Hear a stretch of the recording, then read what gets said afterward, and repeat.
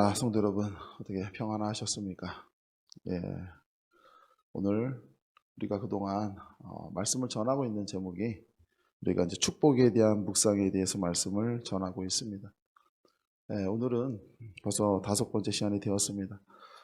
그동안 우리가 생각하고 있는 복이라고 하는 개념들이 얼마나 잘못된 부분들이 있는가라고 하는 것들을 한번 돌이켜보고 한번 생각해 보았다고 한다면 정말 축복이 무엇인지, 성도 여러분, 우리가 이 땅의 삶을 살아가면서 하나님께서 정말 주시고자 하는 축복이 있지 않습니까? 그렇죠? 그 축복이 무엇인가 우리가 한번 깊게 한번 생각해보고 묵상하는 시간이 되었으면 좋겠다라는 생각이 듭니다. 먼저 생각을 한번 해봐야 될 것이 온전한 믿음, 우리의 온전한 믿음이 하늘문을 연다라는 생각입니다. 무슨 말씀인가 하니 먼저 말씀을 한번 잠깐 볼까요? 민수기서 14장 24절 말씀을 한번 모니터 한번 보시겠습니까? 뭐라 얘기합니까? 갈렙에 대한 얘기가 나옵니다. 정탐꾼으로 다녀왔던 갈렙을 보고 하나님께서 그에게 축복하시는 말씀이에요. 그에게는 믿음이 있었는데 어떤 믿음인가 봅시다. 한번 볼까요? 그러나 뭐라 얘기합니까? 내종 갈렙은 그 마음이 그들과 달라서 같이 보고 왔지만 뭔지 모르겠지만 다르다고 하십니다. 나를 온전히 따랐은 즉 그가 갔던 땅으로 내가 그를 인도하여 드리리니, 그 다음에 뭐라 얘기하십니까? 그의 자손이 그 땅을 차지할 것이다 라고 하는 약속을 하시죠. 어떤 약속이냐면 이런 약속이죠. 하나님께서 갈렙에게 축복을 하셨어요. 갈렙이 이걸 달라고 기도하지는 않았을 거예요. 갈렙은 약속의 땅을 향해서 가는 소망을 품고는 있었는데 하나님께서는 갈렙에게 무엇을 약속하셨냐면 그 땅이 너의 땅이다, 이런 약속이에요. 엄청나지 않습니까? 갑자기 아브라함의 약속이 누구 약속으로 바뀐 겁니까?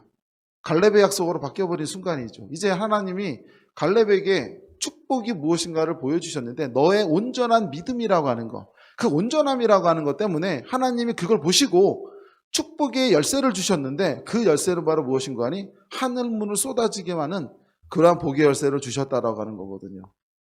성도 여러분, 온전한 믿음이라는 게 무엇일까라고 하는 거죠. 성경에서 이야기하는 걸 보게 되면 온전함이라는 건 완전하다라는 의미를 갖고는 있습니다. 하나님 완전하시고 예수님은 완전하시죠. 그런데 그렇게 하게 되면 우리는 도저히 할 수 없는 것 아니겠습니까? 그렇죠. 근데 이 성경에서 이야기하는 걸 보게 되는 이런 얘기가 있습니다. 어떠냐면 온전한 믿음, 온전함이라는 건 뭐냐? 세상에 흔들리지 않는 믿음입니다. 세상에 흔들리지, 세상의 유혹과 여기서 말하는 세상적인 욕심, 세상에서 바라보는 그러한 소망에 의해서 하나님에 대한 믿음을 버리지 않는 사람. 그리고 어디로 나가는 거 아니? 말씀 위에 굳게 서서 말씀이 내게 가르쳐주고 하는 부분을 진실한 마음으로 따르는 거예요. 여기서 두 가지를 생각해 볼 수가 있습니다. 바로 무엇이냐면요, 세상에 흔들리지 않는 사람은 그가 정말로 믿음의 신실함이 있기 때문이다 라고 생각할 수 있지만 쉽게 가게 되면 어떤 모습이 될까요? 내가 마음으로 하나님을 따르니까 마음의 진실함으로 주님을 바라보고 따르다 보니까 그 마음의 진실함이 내게 있다 보니까 세상의 것들이 내게 영향을 주질 않는 것이죠. 그런데 내 마음의 진실함이 없다고 한다면 세상을 바라보면서 어떨까요? 흔들리게 됩니다. 세상이 얼마나 좋은 게 많습니까? 자, 유튜브는 사람들이 수많은 사람 눈을 휘어잡죠. 그 속에 숨겨져 있는 게 뭐가 있을까요? 그 속은 돈의 길이 숨겨져 있죠. 그 속에는 물질의 힘이 숨겨져 있어요. 사람들은 거기까지 생각하지는 않죠. 그냥 그것에 홀려 있지만 그 홀리면서 수많은 사람은 계산기를 두들기고 있죠. 아이러니합니다. 내 마음 흔들어 버리긴 하는데 그러나 내가 하나님을 향한 마음이 진실되다고 한다면 그런 것들을 바라보게 되면서 즐거울런지는 모르겠지만 마음을 홀리지는 않는다는 것 아니겠습니까? 성도 여러분, 우리 자가 진단을 한번 해볼까요? 나는 과연 축복받을 준비가 된 사람인가? 나는 과연 하나님께 주시는 축복을 받을 만한 준비가 된 사람인가? 한번 우리 체크를 한번 해보겠습니다. 손 들지 마시고 마음속으로 예스면 예스, 노면 노입니다. 첫 번째입니다. 나는 하나님을 믿는가? 라고 하는 질문이에요. 한번 마음속 깊이 한번 던져보시죠. 나는 하나님 믿는가? 정말 믿는가? 라고 하는 질문이에요. 하나님을 믿는데 나는 하나님 믿습니다. 이 세상을 살아가다 보니까 하나님 필요하거든요. 라고 믿는다면 그 사람은 필요의 복을 바라보고 하나님을 믿는 거겠죠. 자, 이제 내 마음으로 들어가 보는 거예요. 하나님과 나는 분명히 내 마음 깊은 곳 속에서 만남을 통해서 알 수가 있죠. 내가 정말로 하나님을 믿는다고 하는 사람은, 그러한 성도는 내 마음속 깊은 곳으로부터 무엇을 고백할 수 있는 거 아니?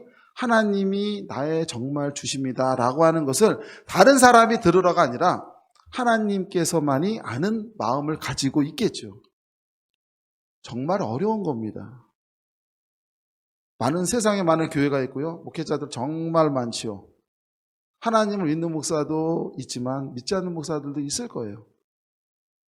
저 역시도 스스로에게 마음속 깊은 곳으로부터 질문을 던지는 부분입니다.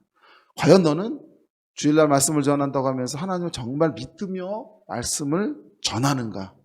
라고 하는 것이죠. 자, 첫 번째 다 넘어가셨죠? 아멘입니다. 자, 두 번째입니다. 자, 우리가 하나님을 정말로 믿는다고 한다면 하나님은 우리에게 삶을 허락하시죠. 모든 사람들에게. 자, 두 번째 뭐냐면 나는 하나님께서 내게 주신 삶의 모습을 감사함으로 살고 있는가라는 질문이에요. 이건 다른 얘기예요. 어떻게 다르냐면 하나님께서 나를 사랑하십니다 라는 질문이 그 다음에 이어질 수밖에 없어요. 내가 하나님 정말 믿는다면 그 믿음이라고 하는 건 뭘 의미하는 거냐면 하나님 믿습니다 라는 말 속에는 하나님께서는 나를 사랑하십니다 라는 말은 이미 포함이 된 거죠. 하나님이 나를 사랑하는 거 아는 건 어디냐면 삶이에요. 삶을 통해서 체험하고 하나님의 인도하심을 내가 경험하기 때문에 하나님을 믿게 된 거거든요. 그렇죠? 그러면 두 번째 질문 너무나 단순합니다. 사실 첫 번째가 제일 어려운 거예요. 두 번째 뭡니까? 그렇게 허락하신 내 삶을 저는 감사하고 있습니다. 삶이 감사가 되고 있는가라는 질문이죠. 조금씩 어려워지기 시작하시죠. 사실은요, 하나님을 저는 믿습니다 라는 것에는 모든 게 다 끝났어야 되는데 이렇게 넘어오니까 달라지기 시작해요. 그래요. 생각해보니까 좀 내 뜻대로 되지 않을 때는 하나님 원망하는 것도 같고 어찌 보면 아닌 것도 같고 감사하는 것 같지는 않은 것 같고 잘 모르겠습니다라고 생각할런지도 모르겠어요. 성도 여러분, 한 번 더 나가 봅시다. 세 번째입니다. 세 번째 뭔가 이거죠. 과연 나는 하나님 앞에 진실한가? 성도님 어떻게 생각하십니까? 만약에 이 세 가지에 저는 아멘입니다라고 한다면 이제부터 이야기하는 하나님이 주시는 축복이 내 삶 가운데 시간 문제지 넘쳐나게 된다는 것이죠. 하나님 앞에 진실하십니까? 라는 얘기는 너무 어렵게 생각할 수가 있어요. 왜? 진실함이라고 하는 건 변하지 않은 꾸준함이라는 게 포함이 되어 있거든요. 진실함이라고 하는 단어는 어쩌면 시간성이죠. 그냥 어저께 진실했는데 오늘 아닐 수는 없는 거예요. 늘 하나님을 향한 마음이 꾸준하고 변하지 않는 거거든요. 되게 어려운 말일 수 있어요. 그런 의미가 아니죠. 너무 다행인 것 같아요. 왜 너무 다행이냐면요, 하나님께서 우리를 그렇게 할 수 없다는 걸 너무 잘 아셔가지고 예수님을 통해서 그런 길을 끝내셨어요. 그래서 무엇을 얘기하는 거 아니? 우리 마음의 진실함이라고 하는 건 흔들리지 않는 걸 얘기하는 게 아니라 세상을 다다 보면은 흔들릴 수 있어요. 주변의 사람들이 얘기하는 거 들어보면 귀가 쫑긋하면서 내 마음이 내가 잘하고 있나 걱정할 수도 있어요. 이것조차 없음을 얘기하는 게 아니라 흔들릴 수도 있고 때로는 내 마음에 갈등이 올 수도 있지만 그럼에도 불구하고 돌이켜서 끊임없이 내 자신이 하나님 앞에 진실하기 위해서 노력을 하는가라고 하는 이야기죠. 성도 여러분, 여기까지 저는 아멘입니다 라고 한다면 이제부터 축복에 대해서 말씀을 한번 들어보시자 이런 얘기입니다. 하나님의 복은 무엇일까?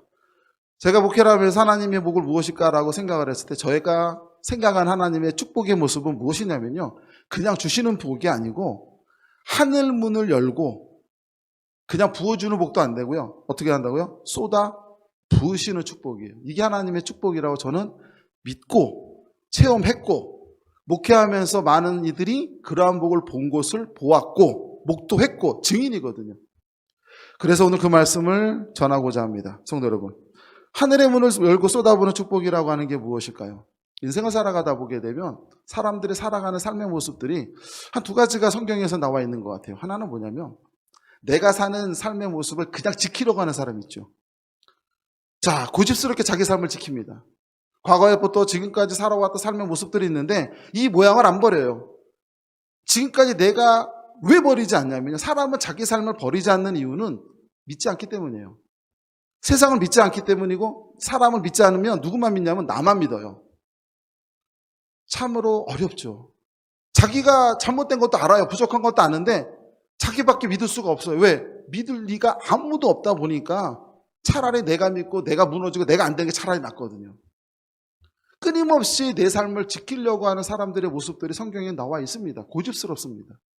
어찌 보게 되면 정탐꾼 10명도 그런 모습이에요. 자신이 살아왔던 삶의 방식을 버리지 않다 보니까 하나님을 통해서 만나서 새롭게 역사가 이루어지는 현장에 갔지만 그들은 자신의 눈을 버리지는 못했던 거거든요. 이렇게 삶을 지키는 자가 있었죠. 누굽니까? 야곱입니다. 야곱 이야기를 한번 해볼게요. 야곱이라고 하는 사람 너무 잘 아시죠? 그분은 축복받은 사람이 그런데 물론 그렇죠. 야곱은 욕심이 많았습니다. 굉장히 욕심이 많아가지고 형에게서 자기의 축복권을 뺏기고 모으고하는 것이 다 못마땅했어요. 어떻게 하면 내가 내 축복을 받고 하나님의 은혜 가운데 속에서 모든 걸 누리는 삶을 살까? 내가 원하는 삶을 살까라고 끊임없이 자기 삶을 집착했던 사람이죠. 그래서 그는 어떤 일을 합니까? 형이 에서에게 할 축복권을 자신이 빼앗아 오지요. 자, 자신의 삶을 지키기 위해서 정말 노력을 했어요. 그래서 그는 어떠한 결과를 맞이하게 됩니까? 이제 에서의 눈을 피해서 도망자의 신분으로 전락을 해버리죠. 성경의 이야기잖아요.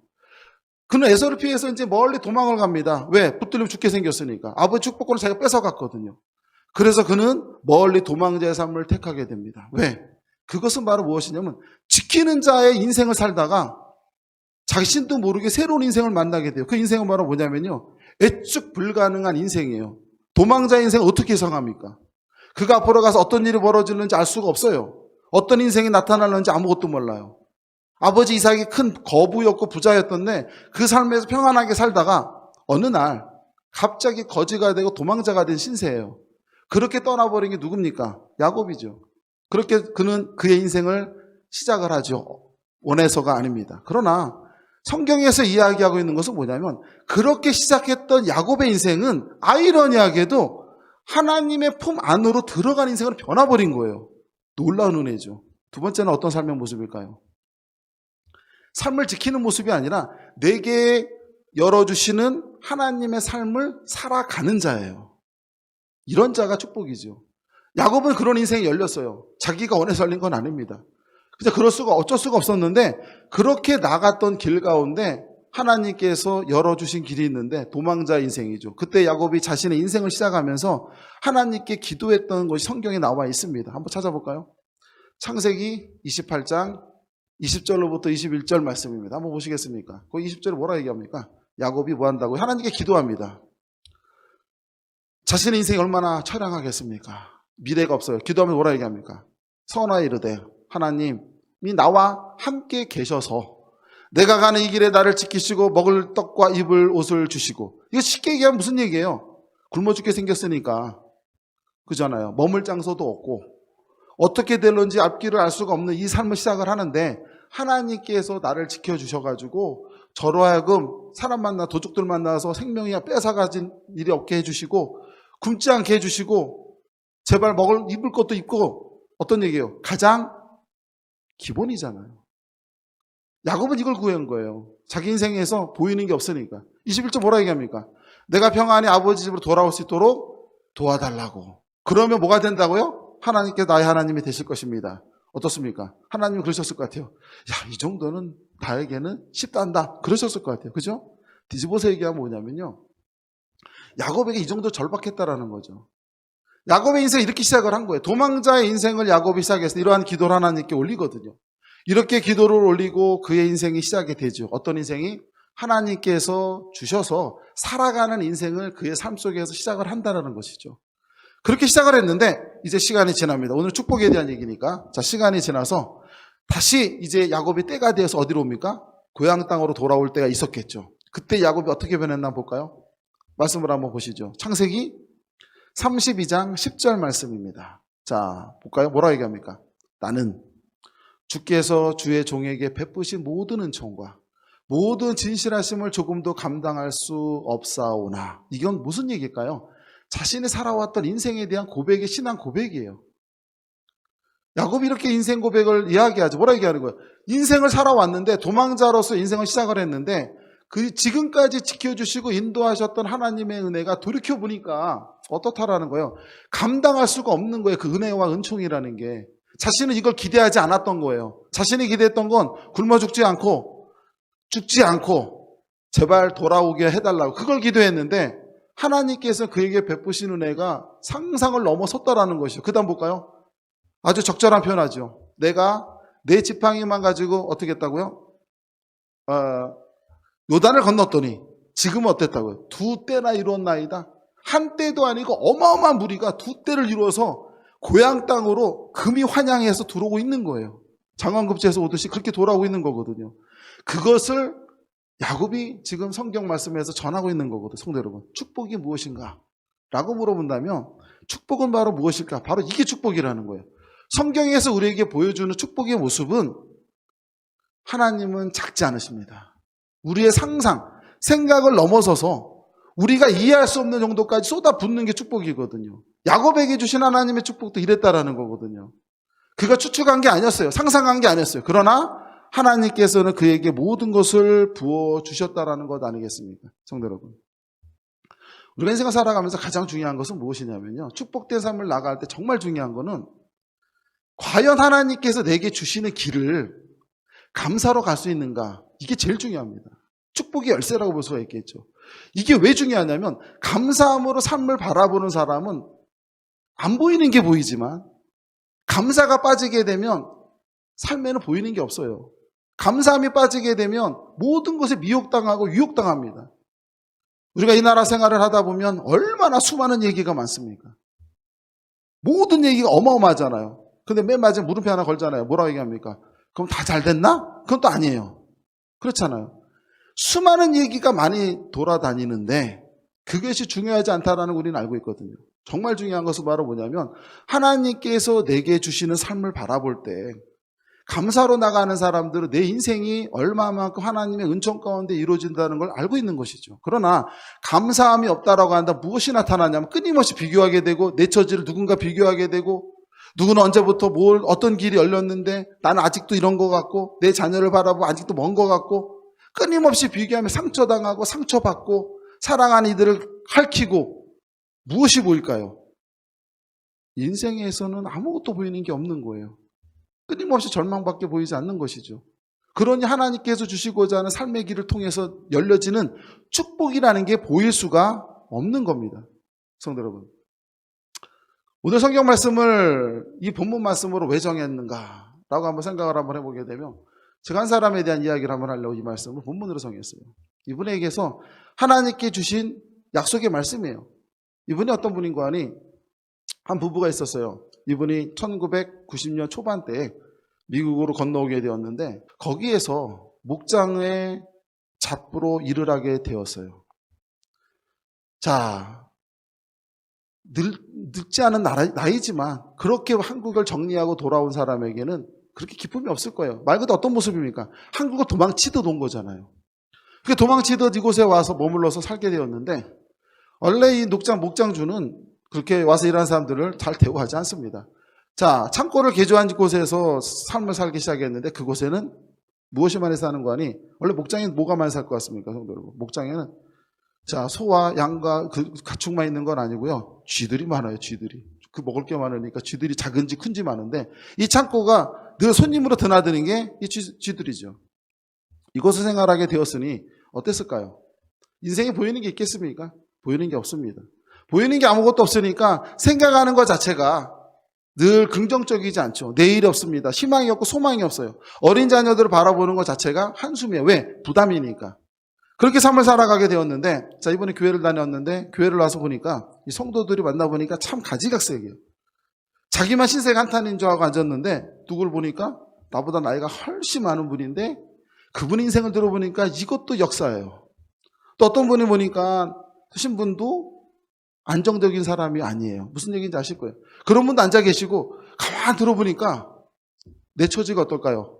저들보다는 나아요. 그러니까 이분 힘을 얻어요. 거꾸로. 야, 저들보다는 내가 낫구나. 저들도 저렇게 웃네. 나는 웃음이 없는데. 그들이 얘기합니다. 젊은 사람이 고작 이 정도 갖고 힘을 얻지 못하면 되겠나. 우리를 보고 힘을 내라고. 참 덜 비극적인 사람이 더 비극적인 사람 보고 힘을 내요. 자, 이런 마음을 가지고 하나님께 기도를 하기 시작합니다. 하나님, 내게 길을 열어달라고. 소망이 없지만 그래도 소망의 빛을 열어달라고 그렇게 기도를 해요. 그렇게 마음을 먹고 기도하면서 억지로 찬송도 하고 억지로 말씀도 보고 전부 다 되는 건 없습니다. 억지로 기도하고 열심히 기도했는데 1분 지나가고 막 그러죠. 그렇게 해서 자기가 삶을 살면서 조금씩 생각이 바뀌는데 무엇이 보이는 거 아니? 안 보이는 게 보이더라는 거죠. 안 보이는 게 보이는 게 역사입니다. 안 보이는 게 보여요. 전에는 생각하지 못했어요. 늘 비극적이고 늘 답답하기만 했는데 안 보이는 게 보이기 시작하니까 이제 목장의 모습도 바라보게 되고 목장 주인도 바라보게 되고 늘 나쁜 사람인 줄 알았는데 그도 보니까 불쌍한 면도 보이고 참 사람이 희한하죠. 그런 모습을 갖는 자기 자신도 이해가 안 갈 거예요. 목장에서 문제점들 이것도 저것도 다 보여요. 그러니까 얘기를 한번 해봐야겠다. 가서 이야기를 합니다. 들어보니까 자신에게 이익되는 얘기 싫어하는 사람이 어디 있겠습니까? 그분에게 더 좋은 자리를 제공해주고 해서 나중에 관리자가 되었어요. 여기까지 가는 과정에 대략 5년이 걸렸다고 합니다. 그렇게 올라가가지고 자신의 인생을 시작을 하게 되었는데 자, 이분이 때가 돼가지고 이제 모든 걸 다 그만둘 때에 이분에게 맡겼답니다. 어떤 걸 맡겼는가 하니 이 농장을 너가 한번 관리해보면 어떻겠니? 너가 관리하는데 나한테 얼마만큼만 주고 나머지는 네가 가져라. 너도 뭔가 한번 해봐야 되지 않겠니? 힘을 갖고 해서 너도 한번 여기서 계획을 한번 짜봐라고 넘겨줍니다. 하나님 역사는 희한하죠. 왜 이 말씀을 할까요? 그분에게 소망을 줬던 게 누구였냐면 야곱이었어요. 예굽의 생활을 하나님께서 그렇게 말씀을 보게 하셨대요. 늘 읽으면서 소망을 갖습니다. 저에게도 비슷한 삶이잖아요. 이러한 삶을 살게 해달라고. 이렇게 뭔가가 풀린 인생이 되었으면 좋겠습니다라는 꿈을 갖고 있죠. 하지만 하나님께서 그에게 그런 길을 열어주시면서 그에게 소망을 주십니다. 그리고 어느 날 그에게 마음에 응답을 주시죠. 어떤 응답을 주셨는가 하니 이 농장의 주인이 되게 하는 기도를 너가 하라는 응답을 주신 거예요. 이분이 기쁜 마음으로 달려와서 교회에 와서 이야기합니다. 저에게 이러한 응답을 주셨는데 같이 기도하자고. 그런데 그걸 듣는 사람이 젊은 목사다 보니까 믿음이 없어요. 그러니까 걱정부터 하죠. 어떤 걱정을 할까요? 아, 이분이 너무 엄청난 걸 좀 이렇게 바라고 있는데 집사님 같이 기도합시다. 우리 같이 기도하는데 두 번째 얘기가 중요하잖아요. 뭐라 얘기합니까? 그런데 안 되더라도 실망하지는 마시고요. 하나님이 분명히 다른 길도 열어주실 거예요. 이렇게 하면서 기도를 합니다. 근데 너무너무 열심히 하고 최선을 다하고 정말로 열심히 노력하는 모습을 보니까 걱정이 돼요. 왜 걱정이 돼요? 저러다 안 되면 큰일 나겠는데.